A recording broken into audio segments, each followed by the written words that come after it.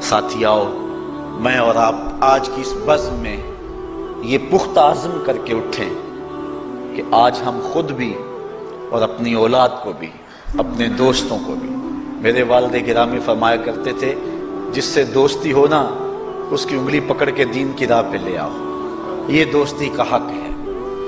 اس کے لیے آپ بہت کچھ کرتے ہیں لیکن اگر اس کو دین نہیں دیا تو کچھ بھی نہیں دیا۔ کوشش کرو میرا دوست ہو اور جہنم میں جائے۔ والدین بچے کے مستقبل کے لیے کتنی کوشش کرتے ہیں، لاکھوں روپیہ لگاتے ہیں مستقبل ٹھیک ہو جائے، کرتے ہیں کہ نہیں کرتے؟ یونیورسٹیوں کے اندر، کالجوں کے اندر کتنی بھاری فیسیں بھرتے ہیں، کیوں اتنا کچھ کیوں کر رہے ہو؟ میں نے دیکھا بوڑھا باپ اپنی کمر پہ بوریاں لاد کے مزدوری کرتا ہے، مائیں اپنا زیور بیچ رہی ہیں کہ اولاد پڑ جائے۔ میاں اتنا کچھ کیوں کر رہے ہو؟ جی مستقبل ٹھیک ہو جائے۔ یہ مستقبل کتنا ہے؟ 20-25 سال کا، اور جو اصل مستقبل ہے اس کی فکر ہی نہیں کسی کو۔ اصل مستقبل تو وہ ہے، اللہ اکبر، بیرون ملک جائے بیٹا تو ماں کہتی ہے بس دعا کرو کہ میرا بیٹا خیریت سے پہنچ جائے۔ بیٹی کی شادی کرتی ہے تو ماں کہتی ہے دعا کرو کہ اپنے گھر میں اس کو چین مل جائے۔ کسی کا انٹرویو ہوتا ہے، لوگ کہتے ہیں جناب دعا کرو کہ اس انٹرویو میں وہ کامیابی سے گزر جائے۔ میں کہتا ہوں جب قبر میں اترتا ہے پھر کسی نے آ کر کبھی نہیں کہا کہ دعا کرو مشکل گھڑی آ گئی ہے خیریت سے گزر جائے۔ اصل امتحان تو یہ ہے، اگر اس امتحان سے گزر گیا تو کامیابی اور بامرادی۔ یہ تھوڑا سا مستقبل دنیا کا، اس کے لیے ہم کتنے پیسے لگا دیتے ہیں۔ سب کچھ اولاد کو آتا ہے، ہر شے فر پڑھتے اور بولتے ہیں، دعائے قنوت بھی نہیں آتی ہوتی۔ تو ہم اپنی اولاد کے لیے دین کا تحفہ اس کو کبھی نہ چھوڑیں۔ اللہ اکبر، کوشش کریں، محنت کریں۔ حضور نبی رحمت صلی اللہ علیہ وآلہ وسلم نے ان بد عمل واعظین کی بات بھی کی ہے کہ جو لوگوں کو نیکی کا حکم دیتے ہیں اور خود اس پہ عمل نہیں کرتے۔ آج ہمارے کچھ واعظین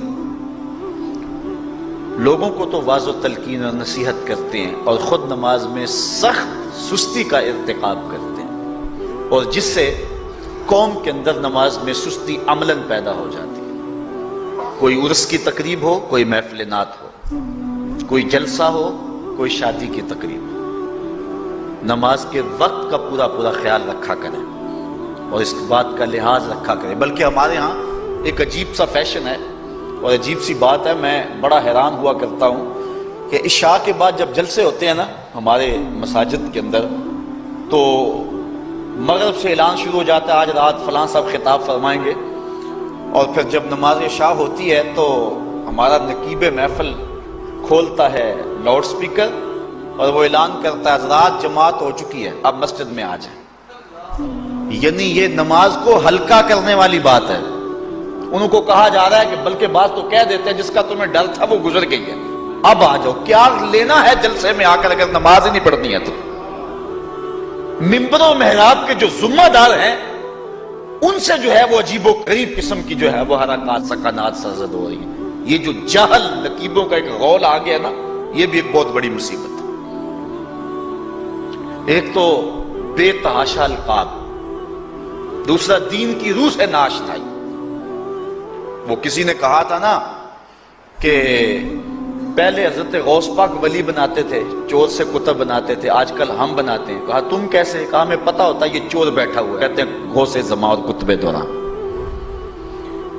بے تحاشا اور بے تکا انداز، اور پھر دین کی روح سے یہ ناشنائی کہ باقاعدہ اعلان ہوتا ہے جناب جماعت ہو چکی اب تو آ جاؤ۔